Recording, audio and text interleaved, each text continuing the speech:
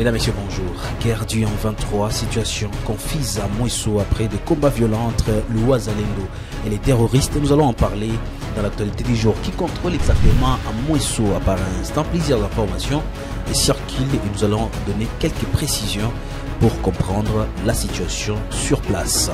Nous allons commencer également, nous allons partir également à Goma où un voleur lynché par la population au quartier Katoy. Nous aurons l'état donc d'en parler. Nous allons finir avec la page électorale. Le Corneille Nangaa appelle les ressortissants de la grande province orientale à accueillir Moïse Katumbi dans sa tournée électorale. Messieurs et dames, vous êtes nouveaux, n'oubliez pas de vous abonner.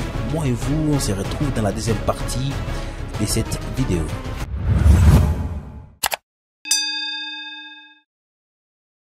Commençons par la ville de Goma. Moïse Katumbi attendu pour ce jeudi. Le candidat commun de l'opposition va donc arriver à Goma en marge de sa tournée électorale où il est en train de faire sa campagne et vous le savez, accompagné d'autres opposants. Katumbi, depuis un certain moment, est en train de faire le tour des provinces et il sera donc attendu à Goma. Et vous aurez donc le droit de suivre l'événement de son arrivée à Goma sur Kivu Morning Post. Ne ratez pas.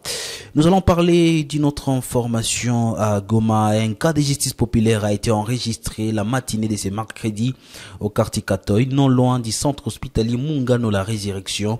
Selon une source locale, la victime est un présumé bandit retrouvé dans une maisonnette en pleine construction et selon des témoignages, celui-ci nous dit: nous l'avons surpris alors qu'il voulait voler dans un chantier.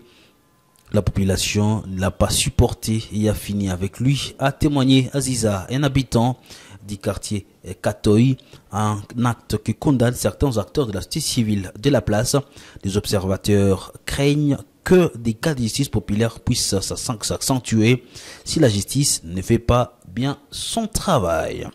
Parlons de la guerre. La situation sur les lignes de front aujourd'hui, et vous le savez, des violents affrontements sont signalés en pleine journée de ce mercredi de la cité de Mweso, chef-lieu de la localité portant le même nom, entre les résistants Wazalendo, armée congolaise et les rebelles du M23, en groupement Bachali Mokoto en territoire de Massissi.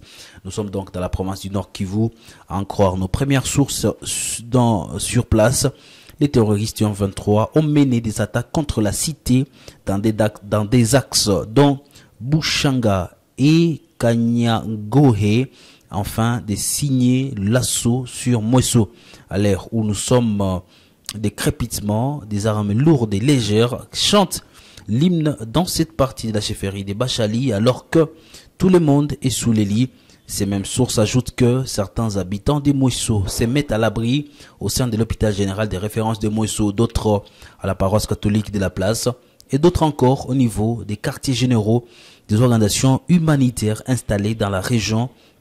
Sans pour autant donner tous les détails possibles, Mweso serait probablement de nouveau passé sous contrôle des terroristes du M23 depuis 11 heures après une forte résistance du côté Wazalendo, au côté également des FARDC qui étaient dans la zone. Voilà donc la situation sur le front à l'est de la République démocratique du Congo.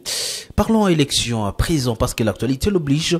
Les forces vives dénoncent les dérapages des partisans de certains candidats. La Fédération de la société civile et les cadres de concertation des Calais condamnent les pratiques mises en place par certains partisans des candidats qui déchirent et enlèvent les photos d'autres challengers.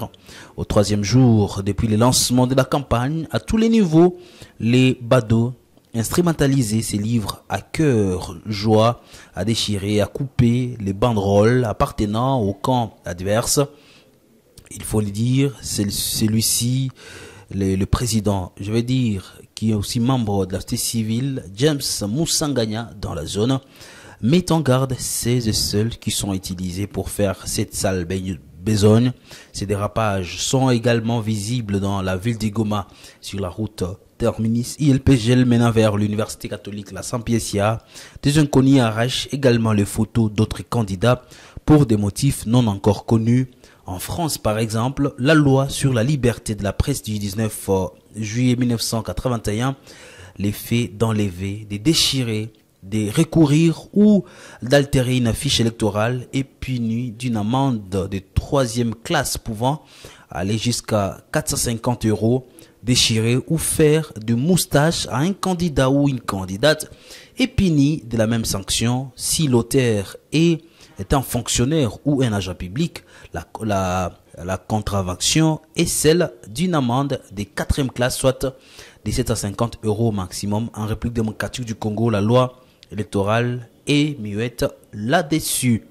Et puis on va finir par l'appel de Corneille Nangaa. Corneille Nangaa qui a lancé un appel au peuple de la province des Chopo, à Nituri, les hauts où elle est et les bas où elle est, à accueillir très vivement Moïse Katumbi, candidat numéro 3 à la présidentielle. Dans un communiqué rendu public mardi 21 novembre 2023, l'ancien président de la CENI, devenu opposant au pouvoir de Félix Antoine Tshisekedi, a appelé la population à lui réserver un accueil chaleureux lors de sa tournée électorale. Et Corneille Nangaa a précisé que la Chopo, l'Ituri, les Hauts-Ouélé et les Bas-Ouélé ont été punis de Félix Antoine Tshisekedi par méchanceté et qui a instauré les administrations tribalisées, surtout à Nituri et Chopo, pour sucer les richesses au profit de sa famille biologique. Signalant que Moïse Katumbi était à Kisangani lundi, où plusieurs personnes ont assisté à son meeting dans les centres nord de la République démocratique du Congo, qui était la toute première étape de la campagne pour la course à la présidentielle prévue le 20 décembre 2023.